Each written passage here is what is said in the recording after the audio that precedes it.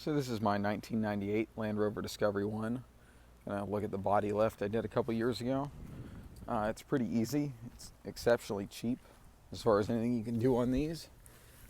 I went ahead and did 2 inches of body lift, and actually it's kind of started. I found spacers.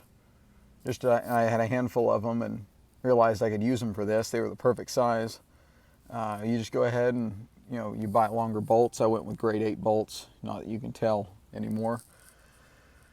But the extended bolts, I forget the sizes. I could look them up and figure it out if somebody really needs that. But I believe there's a total of 10 different body mounts you have to lift.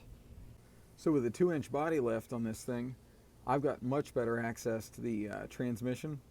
I can get to my oxygen sensor plugs, not these ones, but the front ones, much more easily. If you're taking the engine out, you can get your hands around the bell housing. You got a lot of extra room to work up in there. Originally, when I did this, all I did was lower these brackets and kind of stretch, not really stretch, but pull my steel brake lines down a bit so I had enough slack at the bottom, because I already had a few inches of suspension lift. If you didn't have any suspension lift, you just did a body lift, you probably wouldn't need to replace your brake lines. But I went ahead and got the, I think they were 140 millimeter extended brake lines from Britpart, and they've been really good. I went ahead and mounted springs here to try to keep them away from the wheels, and I also pulled more slack out for my wheel speed sensors so that those don't get stretched and damaged. You can see another spacer up front. One other thing you have to consider when you lift it, you've got your radiator here. Normally the radiator would just come down and kind of mount in the frame. There's little rubber grommets there it sits in. I built extensions to raise everything up, and in doing that, not only do I now have access straight through here to get to my crankshaft bolt so I can run it out with an impact really easily, but it raised my radiator well above the engine, which fixed a lot of my overheating problems that I had in the beginning before I figured out how to effectively bleed the cooling system.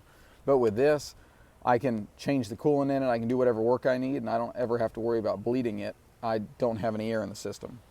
So that eliminated all those issues. You can see down here, the steering shaft is going to be your biggest problem. Any lift on this is probably going to require modification to it. If you look, originally this bolt here would have been like a breakaway bolt or a headless bolt that came from the factory. You could knock it out with a hammer and chisel, and then you take this lower shaft out and you do a little bit of filing, a little bit of grinding to take this little ridge that's on this side off, and it allows it to telescope out further. And then I just bolted it back together with a standard bolt and plenty of Loctite so it won't go anywhere. That's probably the most work of this.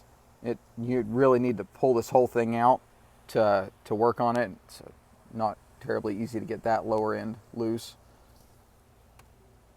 This intake tube as well, it works with a 2-inch body lift, and I'm happy with it where it is, but it is under a little bit of stress. It's probably been 5 or 6 years. It still hasn't torn, and I can easily take it on and off and work with it if I need to. The fan shroud requires just a little bit of work. You could probably leave it off, especially if you were going to go with electric fans. That would be easy, which I will eventually. But at the time, I took some aluminum and used real short screws and screwed it into the frame of the radiator, and then screwed my fan shroud to it, which got it in the right location. You probably realize once you do the body lift, your bumpers aren't going to fit properly anymore.